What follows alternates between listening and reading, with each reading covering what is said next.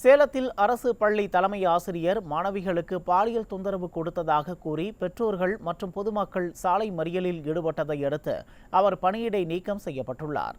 ஓமலூர் அருகே உள்ள செம்மன்கூடல் ஊராட்சி கந்தம்பிச்சனூர் ஊராட்சி ஒன்றிய நடுநிலைப் பள்ளியில் 1 முதல் 8ஆம் வகுப்பு வரை சுமார் 150 மாணவர்கள் படித்து வருகின்றனர்.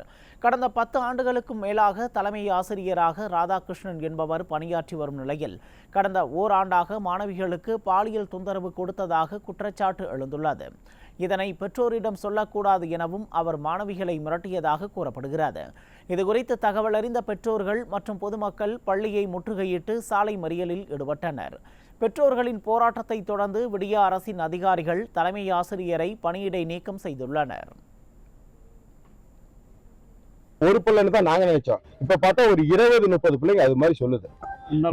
முன்னால படிச்ச பிள்ளைங்க எல்லாமே சொல்றாங்க. இது மாதிரி அதிகாரிங்க வந்தாங்க, டிஓ எல்லாமே வந்தாங்க, வந்து நடவடிக்கை எடுக்கிறேன்னு சொல்லிட்டு போனாங்க. இது வரைக்கும் நடவடிக்கை எடுக்கல. HM சார் இருக்கிறாங்க. இவங்க பிள்ளைங்களுக்கு பாலியல் தொந்தரவு கொடுத்துருக்குறாங்க. இதுக்கு டீச்சர்ஸும் மெயினாக உடந்தையாக இருந்திருக்கிறாங்க.